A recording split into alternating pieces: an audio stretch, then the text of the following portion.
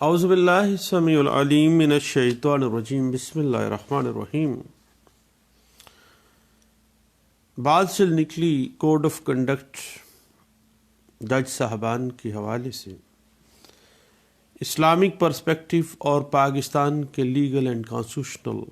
Frame work کے perspective میں کچھ گفتگو ہوئی،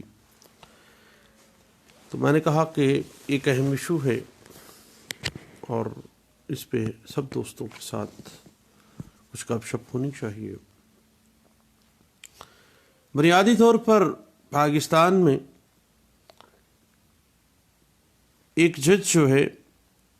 اس کے کوڈ آف کنڈکٹ کے حوالے سے سپریم جوڈیشل کونسل جو کہ آرٹیکل 209 کانسٹیٹیوشن آف پاکستان 1973 کے حوالے سے انیکٹمنٹ رکھتی ہے، اس نے اپنی اعلیٰ عدلیہ ہائی کورٹ اور سپریم کورٹ کے جج صاحبان کے لیے ایک یقین افروز ضابطہ اخلاق مرتب کیا۔ اب صاحب جج تو جج ہوتا ہے، خواہ وہ ہائر کورٹ کا ہو یا لوور جوڈیشری کا جج ہو۔ اس وجہ سے یہ ضابطہ اخلاق اگرچہ اعلیٰ عدالتوں کے جج صاحبان کے لیے مرتب شدہ ہے، لیکن اسلامی نظام عدل میں چونکہ اصول مساوات ہر معاملہ میں کار فرما ہے اور آرٹیکل 25 جو ہے کانسٹیٹیوشن آف پاکستان 1973 وہ بھی ایکویلٹی بیفور لا کو لے آتا ہے، اور اسلامی نظام عدل بھی اسی بات پہ ہمیں گائیڈ لائنز فراہم کرتا ہے۔ اب جو معیار اعلیٰ عدلیہ کے ججز کے حوالے سے سپریم جوڈیشل کونسل نے 1967 میں کوڈ آف کنڈکٹ کو واضح کیا، تو صاحب یہی معیار تمام چھوٹے بڑے افسران عدلیہ پر یکساں لاگو ہوتا ہے۔ اب اگر ہم پاکستان سپریم جوڈیشل کونسل کے ضابطہ اخلاق کے پریامبل کی طرف جائیں تو اس میں واضح کر دیا گیا کہ ایک جج کی سب سے اہم اور اولین ذمہ داری یہ ہے کہ وہ پبلک کے سامنے اپنی قوم کے جذبات عدل کا ایک عکس بن کر پیش ہو جائے، یعنی انصاف کیا نہیں بلکہ کیا جانا نظر آنا چاہیے۔ پاکستان کے آئین میں اللہ کی وہ حاکمیت اور بالادستی کا تصور تسلیم کر لینے کا واضح مطلب بھی یہی ہے۔ یہی مطلب ہے کہ پاکستانی قوم کے نظام عدل کا سرچشمہ اللہ کا اپنا نظام عدل ہے، اسلام کا اپنا نظام عدل ہی ایک مسلمان ریاست میں پریویل کروانا یہی اسلام کا منشا ہے۔ اور چونکہ دستور پاکستان میں اللہ کی حاکمیت اور بالادستی کا تصور موجود ہے، اور ایک جج کا حلف دراصل اس بات کا عہد راسخ ہوتا ہے کہ وہ کانسٹیٹیوشن کی مکمل پابندی اور قانون کی مخلصانہ مطابقت کرے گا، پوری قوم کی انفرادی اور اجتماعی سرگرمیوں کے باوجود تمام ادوار میں رول آف لا کا اہتمام کرنا یہ جج کے فرائض منصبی میں شامل ہے۔ اب اپنے بلند و بالا اختیارات، فرائض اور ذمہ داریوں کو سنبھالنے کا اہل ہونے کے لیے لازم ہے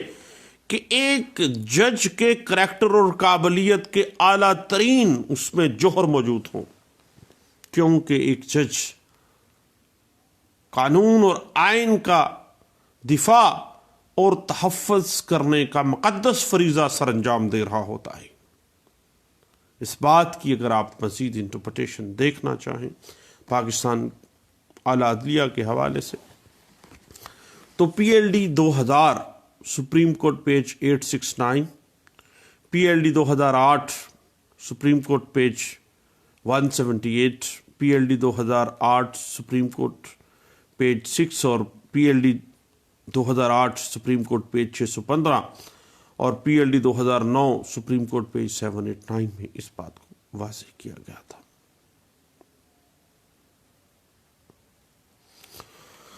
اس کے بعد صاحب پاکستان کی سپریم جوڈیشل کونسل نے 1967 میں جو کوڈ آف کنڈکٹ دیا، اس کے آرٹیکل 1 میں واضح کر دیا گیا کہ زمین و آسمان کا باہمی توازن میزان عدل اور مساوات پر قائم ہے۔ اس لیے جج کا یہ فرض ہے کہ وہ تمام معاملات میں اصول مساوات کو مستحکم کرے، قانون اور آئین کی بالادستی کے لیے ایکویلٹی بیفور لا، قانون کی نظر میں سب برابر ہیں، اس کو واضح کر دے۔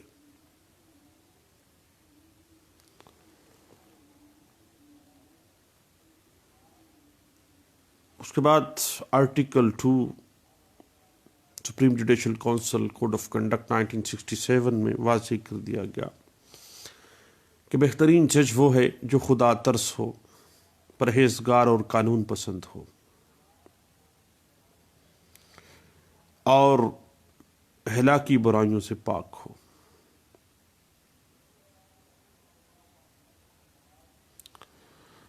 اپنے اختیار عدل کی ایڈمنسٹریشن کرتے ہوئے وہ ایک بہادر انسان ثابت ہو، کمزور نہ ہو، قول و فعل میں تضاد نہیں ہونا چاہیے، اور بطور جج اس کے سامنے پیش ہونے والے جو معاملات سکون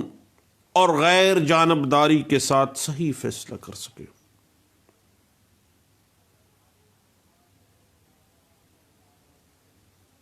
بنیادی طور پر اگر ہم دیکھیں، اس سے پہلے تھوڑا سا پیچھے چلتے ہیں کہ قانون، آئین اور اسلام پوائنٹ آف ویو سے ایک جج بنیادی طور پر یہ بات پچھلے دنوں ہم نے 2002 سی ایل سی پیج 1419 میں اور 2011 سی ایل آر پیج 1474 میں یہ بات ڈسکس بھی ہوئی کہ جوڈیکیٹر ایک جج جو ہے بنیادی طور پر وہ فورم ہے، وہ ڈیکورم آف کورٹ ہے جس کے سامنے کسی فریق کی جانب سے مقدمے کی پیشی ہوتی ہے، مقدمہ اس کے سامنے پیش کیا جاتا ہے۔ دوسری بات، شہادتوں کے ذریعے اس مقدمے کے حقائق کا تعین کرنے کا اختیار رکھتا ہے وہ، اور اگر جو تنازع ہے وہ قانونی کوسچن آف لا کو کریٹ کر رہا ہو تو قانونی دلائل اور قانون کے حقائق کی روشنی میں وہ تمام معاملے کو غیر جانبدار ہو کر فیصلہ کر دے۔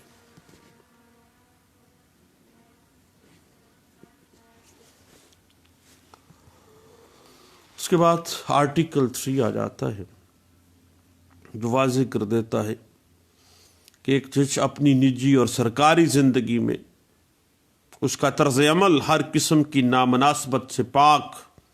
اور ناقابل ملامت ہونا لازمی ہے،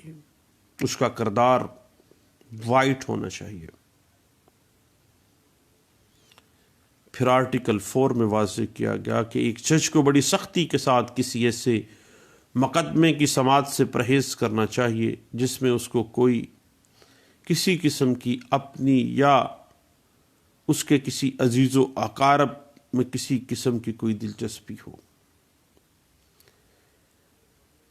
اور لازمی ہے کہ وہ کسی ایسے فریق کا مقدمہ سماعت نہ کرے جس سے کبھی بھی اس کے کوئی کاروباری مراسم رہے ہوں، اور ایک جج کے لیے لازم ہے کہ وہ ایسے مقدمات کی سماعت بھی نہ کرے جس میں کسی ایک فریق یا اس کے وکیل کے ساتھ اس کے تعلقات دوسرے فریق یا اس کے وکیل کے ساتھ قریبی تعلقات ہوں، یا جب اس کے تعلقات دونوں فریقین یا دونوں وکلاء کے ساتھ دوستانہ ہے، تو article 4 supreme judicial council code of conduct 1967 کہتا ہے کہ وہ فیصلہ کے لیے سماعت نہ کرے اس کی۔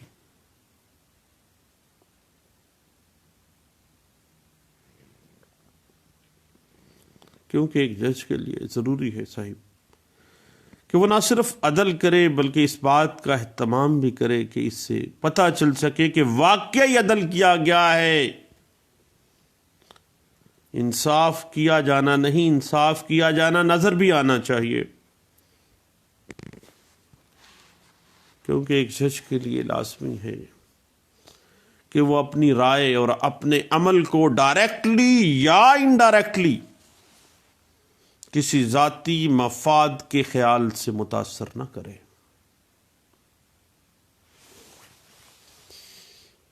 اس کے بعد آرٹیکل 5 آ جاتا ہے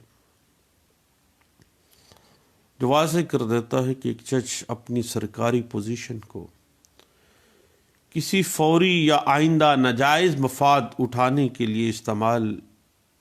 اگر کرتا ہے تو یہ بہت بڑا عیب ہے اس کا۔ اور ایک جج کے لیے ضروری ہے کہ وہ کسی ادارے یا کسی شخص کا زیر بار احسان یا قرضدار نہ ہو تاکہ اس کو اپنے فرائض کی ادائیگی میں پریشانی کا سامنا نہ کرنا پڑ جائے۔ پھر آرٹیکل 6 میں واضح کیا گیا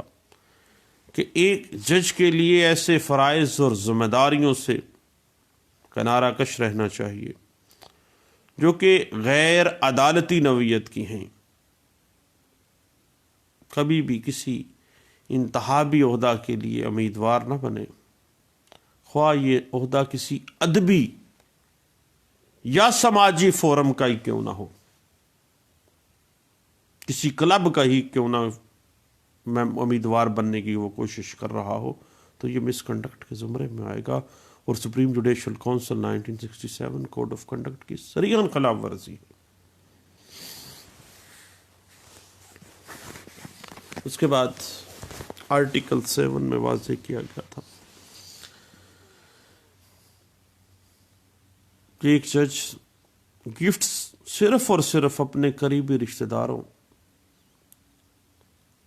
یا گہرے دوستوں سے وصول کر سکتا ہے، مگر وہ بھی اتنے معمولی نوعیت کے تحائف ہونے چاہیے جن کو لینے دینے کا رواج ہو، اور ہر وہ چیز جو سرکاری منصب سے کسی قسم کا مفاد اٹھانے کے لیے پیش کی جائے اس کا فرض ہے، اس کی ڈیوٹی ہے کہ وہ ہر حالت میں اس کو وہ گفٹ مسترد کر دینا چاہیے۔ دعوتوں میں شرکت کرتے ہوئے اس بات کی احتیاط ایک جج کے لیے لازمی قرار پائی کہ دعوت دینے والے کا مقصد کسی نہ کسی شکل میں جج کی غیر جانبدارانہ شخصیت کو ملوث نہ کر سکتا ہو۔ اور ہم تو وہاں بیٹھ کے دونوں سائڈز کے وکیلوں کے ساتھ پینگے چڑھا رہا ہوتا ہے اور شام کو اکٹھے ہوتے ہیں۔ اس کے بعد البتہ ہر کسی نے اپنی قبر میں جانا ہے، صحیح دے لیں گے سب۔ اس کے بعد آرٹیکل 8 آ جاتا ہے، عدالتی فرائض کی انجام دہی میں دوسرے جج صاحبان کے ساتھ مخلصانہ ہم آہنگی برقرار رکھنی چاہیے، اور جب بھی کسی دوسرے جج سے اختلاف رائے کی نوبت آ جائے تو اس اختلاف کا اظہار بڑے ہی متحمل اور شائستہ الفاظ کے ساتھ کیا جانا چاہیے۔ صاحب بات ذہن میں رکھیے گا، ہم سب مسلمان ہیں اور اسلامی ریاست میں مسلمان ہیں، اور پاکستان کا آئین اسلام کو سرکاری مذہب کا درجہ دیتا ہے، قرآن و سنت سپریم لا آف لینڈ کا درجہ حاصل کرتی ہے۔ اسلام کا نظام عدل فی الحقیقت عدل خداوندی کا ایک نمونہ ہونا چاہیے، اور اس لیے کسی پاکستانی جج کے متعلق یہ تصور بھی ناقابل برداشت نہیں ہے کہ اس جج کے کریکٹر میں کوئی نقص یا اس کی قابلیت میں کوئی خامی ہو سکتی ہو، کیونکہ اللہ کا نائب ہے اور عدل خداوندی کا ایک نمونہ پیش کرنے کے لیے، نظام عدل کو چلانے کے لیے اس کو بٹھایا گیا ہے۔ اس کے بعد صاحب اسی بات پہ اگر آپ مزید کچھ دیکھنا چاہتے ہیں تو PLD 1980 Lahore high court page 15 ہے، اور 2009 MLD پیج 1246 میں اس بات کو ڈسکس کیا گیا تھا۔ اب بات آگے چلتی ہے صاحب کہ اسلامی ریاست میں عدل و انصاف کرنے کے لیے مرکزی کردار ایک قاضی کا، جوڈیکیٹر کا، ایک جج کا ہوتا ہے،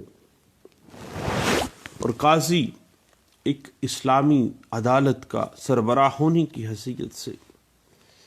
شہریوں کے حقوق کا محافظ ہوتا ہے، اور وہ معاملات کا فیصلہ کرنے میں شریعت کی جانب سے حکم کی حیثیت رکھتا ہے۔ پہلا فرض یہ ہوتا ہے کہ لوگوں کی جو آپس میں مس انڈرسٹینڈنگ ہے، جو آپس میں جھگڑا ہے، اس کو سمجھے اور پھر اس کا شریعت کے مطابق فیصلہ کر دے، اور عدل و انصاف، دیانتداری اور ایمانداری کے تقاضوں کو ہر وقت مد نظر رکھے۔ اب اسلامی ریاست میں قاضی کی صفات اور اخلیت میں یہ بات مینڈیٹری ہے کہ وہ نیک، پرہیزگار، صوم و صلات کا پابند اور دینی علوم کا ماہر ہو، کیونکہ منصب قضاء کا، ایک جج کے منصب کا یہ تقاضا ہے کہ جب کوئی شخص قاضی یا منصف مقرر ہو جائے تو پھر اللہ کا خوف اس کے کنڈکٹ سے عیا ہونا چاہیے، اور اللہ کے خوف اور اس کے اپنے علم و ضمیر کے سوا کوئی چیز اس کو دبا نہ سکے۔ اللہ کے رسول صلی اللہ علیہ وآلہ وسلم نے فرمایا کہ قاضی 3 قسم کے ہیں، 2 دوزخی اور 1 جنتی۔ یہ سنن ابی ماجہ کی حدیث ہے۔ ایک وہ قاضی جس نے حق کو جانا اور پھر اس کے مطابق فیصلہ کیا، وہ جنتی ہے، حق کو جان کے حق کے مطابق فیصلہ کر دیتا ہے۔ ایک وہ جس نے جہالت کے باوجود اسی پر لوگوں کے فیصلے کرتا گیا، وہ دوزخی ہے۔ اور ایک وہ جس نے فیصلہ کرتے وقت یا فیصلہ کرنے کے حوالے سے کسی قسم کا کوئی جانبداری یا ظلم و ستم کا سے کام لیا، اللہ کے نبی کہتے ہیں کہ وہ بھی دوزخی ہے۔ اور سنن ابی ماجہ میں یہ حدیث مبارکہ جو ہے وہ کوٹ کی گئی تھی۔ منصب قضاء پر فائز شخص پر بہت بھاری ذمہ داری عائد ہو جاتی ہے۔ اس کی اہلیت فقہ کی کتابوں میں ملاحظہ ہم کر سکتے ہیں اسلامک پوائنٹ آف ویو سے، کہ وہ کتاب اللہ اور سنت رسول کا اچھی طرح سے علم رکھتا ہو، تاکہ اپنی عقل اور اپنی رائے سے فیصلہ کرتے وقت اسے دینی اور شرعی مسائل کا علم ہو جس کے مطابق وہ فیصلہ کر سکے۔ دوسرا یہ کہ ایک جج میں فہم و فراست کا مادہ ضروری ہو تاکہ بوقت ضرورت وہ قرآن و سنت سے استباد کر سکے۔ تیسری صفت یہ ہے کہ جج میں بلکہ ہر حاکم میں اپنی ذمہ داریاں نبھانے کی اہلیت بھی ہو۔ ظالم نہ ہو. تھوڑی سی زندگی ہے، ایک میکسیمم ٹو میکسیمم 20 سال 25 سال ظلم و ستم کا بازار گرم کرے گا، اس کے بعد ایک ابدی زندگی میں جانے والا ہے. اور صاحب وہ زندگی کا ایک دن اتنا کٹھن ہے کہ مبالغتاً کہا جاتا ہے کہ 50,000 سال کے برابر ہے. اتنا بھاری دن ہے، ابدی زندگی ہے وہاں پہ. اور ہم نے انگریزی قانون میں بھی، پاکستان کے اندر بھی ہم نے دیکھا کہ جو بھی code of conduct supreme judicial council نے یا مختلف ہائی کورٹس نے متعین کیے ہیں، ان میں ایک جج کو واضح کر دیا گیا کہ ملکی قانون کا اس کو اچھی طرح سے علم ہونا چاہیے، اور قانون کے خلاف فیصلہ دینے کے بعد یہ جواز کافی نہیں ہے کہ بوقت فیصلہ وکیل صاحب نے جج کو اس قانون سے مطلع نہیں کیا تھا، بلکہ جج کو بذات خود ملک کے ہر قانون کا علم ہونا چاہیے، اور تمام ملکی قانون سپریم کورٹ آف پاکستان کہتی ہے کہ جج کی آستین میں لکھے ہوئے ہونے چاہیے، اس کو رسائی ہونی چاہیے اس تک. اور سپریم کورٹ آف پاکستان نے 2007 SCMR پیج 80 میں یہ واضح کر دیا تھا کہ قانون کے مطابق فیصلہ کرنے کے لیے قانون سے آگاہی ایک جج کی ذمہ داری ہے، اور فیکٹس آف دا کیس سے آگاہی ایک وکیل کی ذمہ داری میں ہے. اب صاحب بات تھوڑی سی تلخ کی طرف چلی جاتی ہے. منصب قضا قبول نہ کرنے پر امام ابو حنیفہ رحمۃ اللہ علیہ نے کوڑے کھائے نہ تو گوارہ کر لیا تھا، مگر یہ کتنا بھاری منصب ہے کہ اس کو قبول نہیں کیا تھا، کیونکہ یہ ایک بہت بڑی ذمہ داری تھی کہ وقت کا فقہ امام ابو حنیفہ رحمۃ اللہ علیہ جیسا عظیم الشان آدمی بھی اس منصب کی ذمہ داری اٹھانے سے انکار کرتے ہوئے انہوں نے کوڑے بھی کھائے، قید و بند کی صحبتیں بھی برداشت کی. لیکن آج ہم لوگ صرف تھوڑی سی زندگی کو فیسیلیٹیٹ کرنے کے لیے، اپنی دنیا کو بنانے کے لیے، اپنی آخرت کو خراب کرنے کے لیے، باغ کے جج بننے کے لیے بڑا کچھ کرتے ہیں. ہر جائز ناجائز طریقے سے چاہتے ہیں کہ یار کسی نہ کسی طرح سے کسی ٹریبیونل کا کوئی جج ہی لگ جاؤں، کہیں تک منصب قضا تک تو پڑ جاؤں، بڑا ٹور ٹپا ہوگا بھائی، فیسیلیٹیز ملیں گی، پیسہ ملے گا. دیکھیں صاحب رازق تو اوپر بیٹھا ہے، وہاں سے رزق دے دیتا ہے، آپ سوچ بھی نہیں سکتے ہیں. انسان کی عقل وہاں پہ نہیں جاتی ہے. اور عارضی چمک کو دیکھ کر ہم یہ چیز بھول جاتے ہیں کہ ہمارے نبی صلی اللہ علیہ وسلم نے فرمایا کہ جو شخص لوگوں میں جج بنا دیا گیا، گویا وہ شخص بغیر چھری کے، بغیر چاقو کے اس کو ذبح کر دیا گیا. اور سنن ابی داؤد میں اس روایت کو، اللہ کے نبی صلی اللہ علیہ وسلم کی اس روایت کو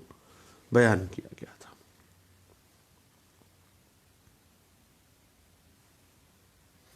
پھر سنن ابی داؤد میں ہی اللہ کے نبی صلی اللہ علیہ وسلم نے فرمایا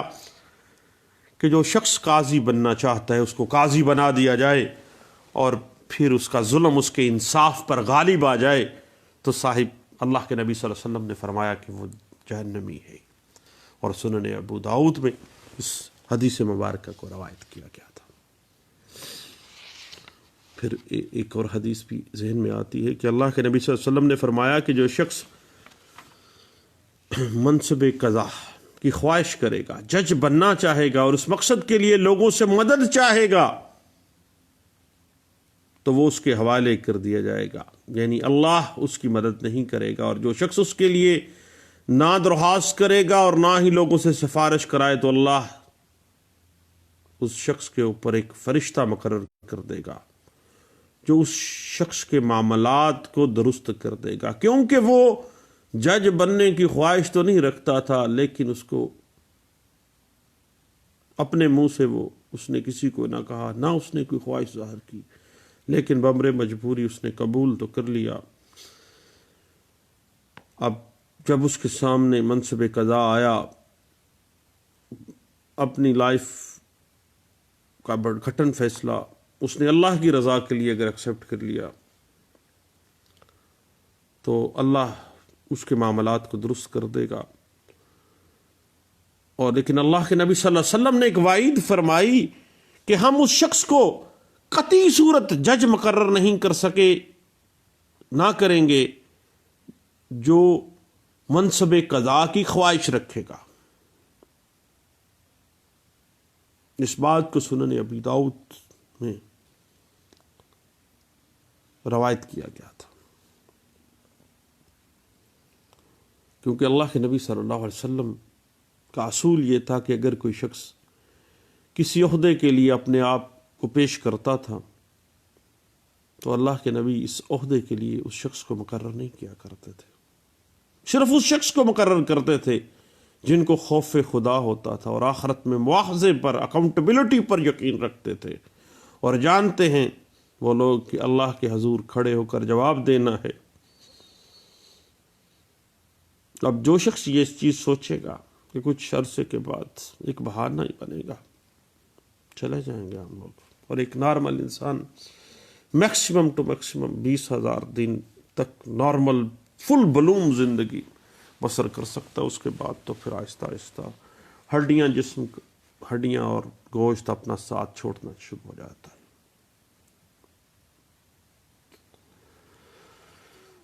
امام ابو حنیفہ رحمۃ اللہ علیہ کا مشہور واقعہ ہے کہ انہوں نے مار بھی کھائی۔ منصور جو حاکم وقت تھا اس نے قید بھی کیا، لیکن انہوں نے قاضی کا عہدہ قبول نہیں کیا، کیونکہ قاضی کو ہر معاملے میں اللہ کے ہاں سخت محاسبے کا سامنا کرنا پڑتا ہے۔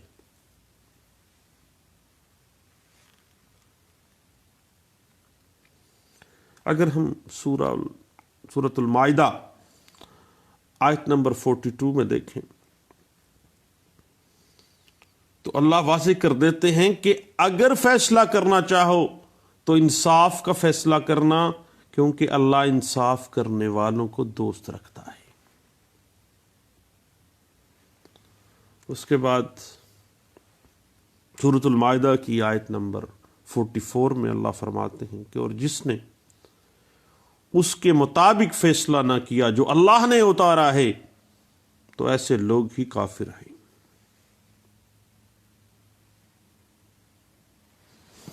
اس کے بعد عبداللہ بن اوزی بیان کرتے ہیں کہ رسول اللہ صلی اللہ علیہ وسلم نے فرمایا، اور یہ بات ان کی کتاب الاحکام السلطانیہ اس کا حصہ الماوا، اس کا باب 6 جس کا نام القضاء ہے، اس میں یہ کوٹ کی گئی حدیث کہ قاضی کے ساتھ اس وقت تک اللہ کی ہمراہی ہوتی ہے جب تک وہ اپنے فیصلوں میں عدل و انصاف اور راستی کو قائم رکھتا ہے اور صراط مستقیم پر قائم رہتا ہے، اور جب قاضی بے انصاف اور ظالم بن جاتا ہے، صراط مستقیم سے ہٹ جاتا ہے، تو اللہ اس کی رہنمائی کرنا چھوڑ دیتے ہیں اور شیطان کے چنگل میں پھنس کے رہ جاتا ہے اور شیطان اس پہ مسلط ہو جاتا ہے۔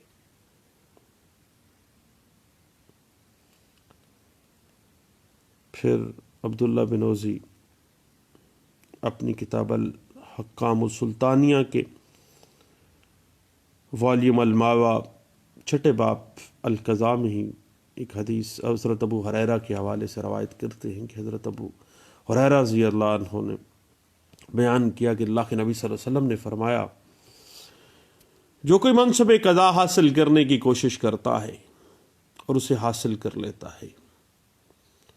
پھر اس کی راستی اور عدل و انصاف کی حص اس کے نفس امارہ پر غالب آ جاتی ہے تو اس کے لیے جنت ہے، جبکہ اس شخص کے لیے جس کا نفس امارہ اس کی فطرت سلیمہ کے اوپر غالب آ جائے، یعنی کہ اس کے فیصلے ظالمانہ اور نا انصافی کے اوپر ہوں، تو اللہ کے نبی صلی اللہ علیہ وسلم نے اس کے لیے دوزخ کی وعید کر دی۔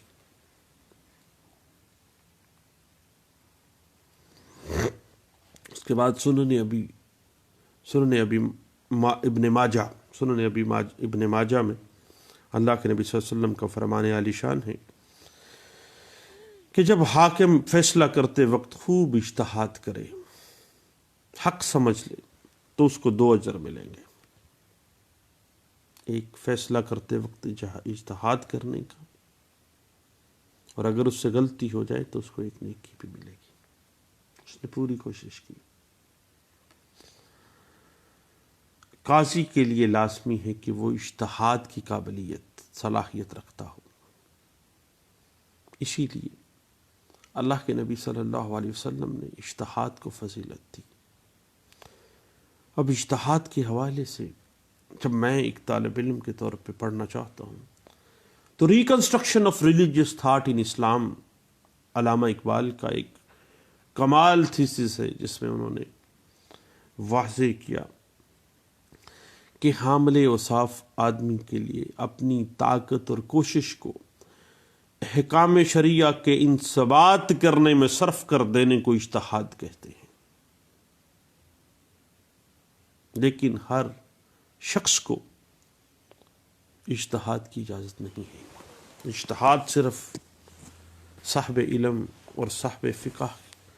اور صاحب بصیرت لوگوں کا کام ہے۔ صاحب اگر ہم تاریخ میں جائیں تو عباسیہ دور حکومت میں علم فقہ اور علم الاصول نے کافی ترقی کی، اور اسی عہد میں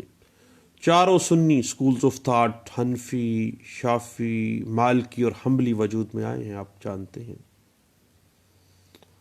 اور اس قدر علمی ترقی ہوئی کہ کوئی ایسا اہم مسئلہ باقی نہیں رہ گیا تھا جس کے لیے اجتہاد کے ذریعے کوئی شرعی اصول وضع نہ کر لیا گیا ہو۔ اب اگر ہم تھوڑا سا، اب بات تو چل نکلی ہے صاحب، تو اجتہاد پہ ٹھہرتے ہیں، کیونکہ ایک شخص کی ایک اہم صفت ہے یہ۔ صاحب اجتہاد کے لغوی معنی ٹھیک راہ اختیار کرنے کے ہیں، غور و فکر سے کسی مسئلے کا حل تلاش کرنے کے ہیں، اس کے معنی۔ اگر ہم فقہ اسلامیہ کو دیکھیں تو اس میں یہ ہے کہ قرآن و حدیث سے کسی مسئلے کے لیے شرعی حکم کی تلاش میں پوری کوشش کرنا، یا وہ کوشش جو اساسی ماخذ سے احکام شرع کے استخراج کے لیے کی جاتی ہے، اخذ کرنے کے لیے کی جاتی ہے، جس کو ہم ریسرچ بھی کہتے ہیں، اس کوشش کی اس وقت ضرورت پیش نہیں آتی جب کوئی حکم کتاب و سنت میں موجود ہے، مثلا نماز پنجگانہ ہے، زکوٰۃ کے احکامات ہیں، خلا طلاق کے جو احکامات قرآن اور سنت میں دے دیے گئے ہیں۔ لیکن جب کسی مسئلے کا واضح حکم موجود نہیں ہے تو عقلی دلائل کی ضرورت پیش آتی ہے، اور پھر انہی دلائل شرعیہ سے احکام کے استخراج، ان کو ڈیٹیکٹ کرنے کا جو نام ہے وہ اجتہاد ہے۔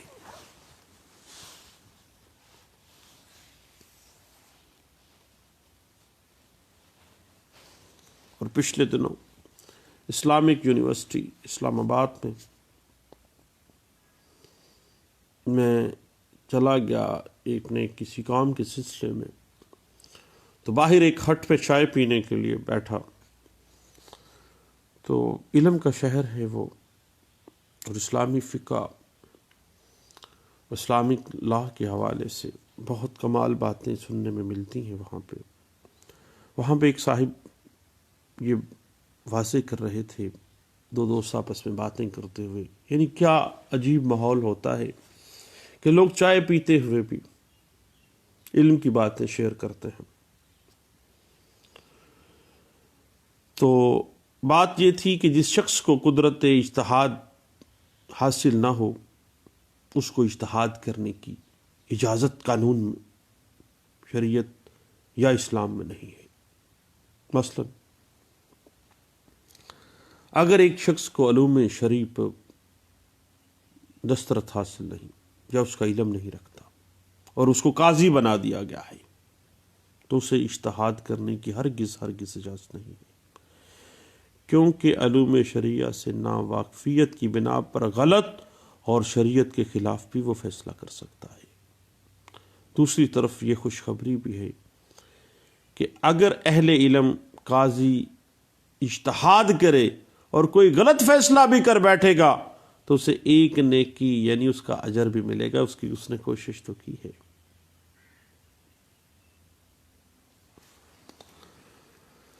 اس حوالے سے ادارہ تحقیقات اسلامی کے مختلف شعبہ جات جو انٹرنیشنل اسلامک یونیورسٹی اسلام آباد میں کام کر رہے ہیں، وہاں پہ اس حوالے سے کافی کام ہوا ہے۔ اس کے بعد صاحب یاد آ جاتی ہے سنن ابن ماجہ کی ایک روایت کی، اللہ کے نبی صلی اللہ علیہ وسلم نے فرمایا تھا، اور حضرت عبداللہ بن مسعود رضی اللہ عنہ سے یہ روایت ہے کہ جو حاکم بھی لوگوں کے درمیان فیصلہ کرتا ہوگا وہ روز قیامت اس حالت میں حاضر ہوگا کہ ایک فرشتہ اس کی گردن سے پکڑا ہوا ہوگا، پھر وہ فرشتہ آسمان کی طرف منہ اٹھائے گا، اگر یہ حکم ہوگا کہ اسے پھینک دو تو وہ اسے پھینک دے گا، اور ایک خندق میں جس میں 40 سال تک وہ گرتا ہی چلا جائے گا۔ لیکن سنن البہقی میں یہ بات واضح ہوئی کہ عادل قاضی کا اللہ کے ہاں بہت مرتبہ ہے۔ ارشاد ہوتا ہے کہ عدل کرنے والے قیامت کے دن نور سے مزین ممبروں پر ہوں گے، جو اللہ کے دائیں جانب ہوں گے، اور اللہ کے تو دونوں جانب دائیں ہی ہیں، اور وہ لوگ ہوں گے جو اپنے فیصلوں میں فریقین کے سامنے عدل و انصاف کرتے تھے، عدل و انصاف کے ساتھ فیصلوں کو سنایا کرتے تھے، کیونکہ اللہ واضح کر دیتا ہے۔ اور سورۃ المائدہ آیت نمبر 42 واضح کر دیتی ہے کہ اللہ فرماتے ہیں کہ اگر فیصلہ کرنا چاہو تو انصاف کا فیصلہ کرنا، کیونکہ اللہ انصاف کرنے والوں کو دوست رکھتا ہے۔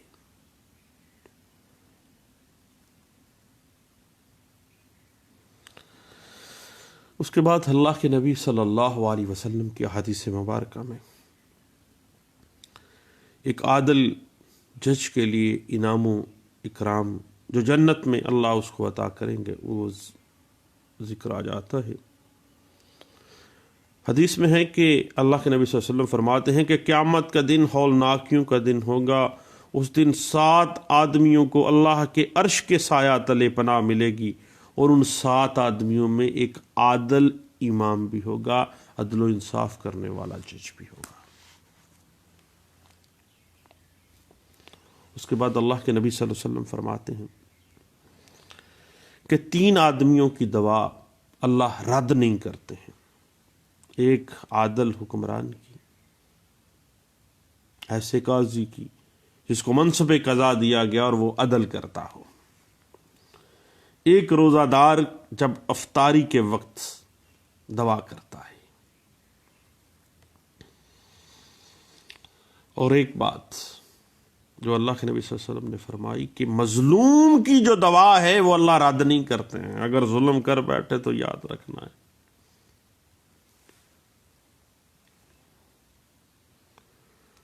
اما عائشہ صدیقہ رضی اللہ عنہا فرماتی ہیں کہ اللہ کے نبی صلی اللہ علیہ وسلم نے فرمایا کہ عادل قاضی پر بھی قیامت کے روز ایسا وقت آئے گا کہ وہ اس کی شدت حساب سے تمنا کرے گا کہ کاش وہ 2 آدمیوں کے درمیان ایک کھجور کا بھی فیصلہ نہ کرتا، شدت احتساب اس قدر ہونا ہے، یعنی وہ تمنا کرے گا، ہے وہ عادل حکمران، عادل جج تھا، عادل منصب القضاء نبھانے والا شخص تھا، لیکن شدت احتساب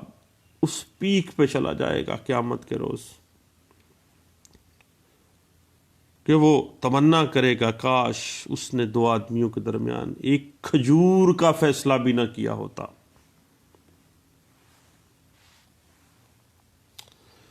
اور حضرت ابو ہریرہ رضی اللہ عنہ فرماتے ہیں کہ اللہ کے نبی صلی اللہ علیہ وسلم نے فرمایا جو شخص 10 آدمیوں پر بھی جج بنا دیا گیا قیامت کے روز وہ اس حالت میں پیش کیا جائے گا کہ اس کے ہاتھ گردن کی طرف ہوں گے، پھر یا تو اس کے عدل کی وجہ سے اس کے ہاتھ کھول دیے جائیں گے یا بے انصافیوں کی وجہ سے اسے دوزخ میں دھکیل دیا جائے گا، کیونکہ اللہ کے نبی صلی اللہ علیہ وسلم نے اس شدت احتساب کو بیان فرما دیا تھا کہ جو شخص عہدہ قضا پر جج کے عہدے پر فائز کر دیا گیا گویا وہ چھری کے بغیر ذبح کر دیا گیا ہے۔ اب ہم صاحب بطور وکیل اگر ہم اپنی بات کو دیکھنا چاہتے ہیں تو کیوں نہ ہم لوگ بطور وکیل سورۃ النساء آیت نمبر 105 کو دیکھیں۔ اللہ سورۃ النساء کی آیت نمبر 5 میں فرماتے ہیں ہم نے آپ پر سچی کتاب نازل کی ہے تاکہ اللہ کی ہدایت کے مطابق لوگوں کے مقدمات کے فیصلے کرو، اور دیکھنا خیانت کرنے والوں کی حمایت میں کبھی بحث نہ کرنا، خیانت کرنے والوں کی حمایت میں کبھی بحث نہ کرنا۔ سورۃ النساء آیت نمبر 105۔ اس کے بعد سورۃ النساء آیت نمبر 109 کی طرف چلتے ہیں۔ صحیح اللہ فرماتے ہیں اور بلا تم لوگ دنیا کی زندگی میں تو ان کی طرف سے بحث کر لیتے ہو،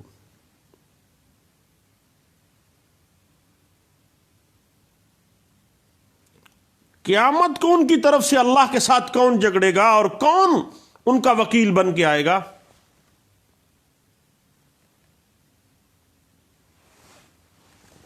صاحب کٹھن معاملہ ہے، قانون انصاف کا متقاضی ہے، اور اس بات کو فیڈرل شریعت کورٹ کی ایک لینڈ مارک ججمنٹ میں ہم نے پی ایل ڈی 1900 پیج 376 میں بھی دیکھا، اور پی ایل ڈی 2009 فیڈرل شریعت کورٹ پیج 36 میں بھی اسی بات کو واضح کیا گیا، اور اسی بات کو اگر آپ مزید دیکھنا چاہیں تو 2000 سی ایم آر پیج 751 اسی بات پہ بڑے اچھے انداز سے انٹرپریٹیشن دے دیتی ہے، اور 2012 سی ایم آر پیج 6 جو ہے وہ اس بات کی بڑے اچھے انداز سے انٹرپریٹیشن ہمیں دیتی ہے۔ البتہ منصب قضا جو ہے، ایک جج کا عہدہ جو ہے یا ایک وکیل ہونا کسی پارٹی کی طرف سے، صاحب بھاری منصب ہے، احتیاط کیجیے گا، شدت احتساب کو ذہن میں رکھیے گا۔ اللہ آپ کا اور میرا حامی و ناصر ہو، دعاؤں میں مجھے یاد رکھیے گا۔ دوبارہ اگلی نشست میں انشاءاللہ کسی نئے ٹاپک کے ساتھ ہم ملیں گے۔ تھینک یو، اللہ حافظ۔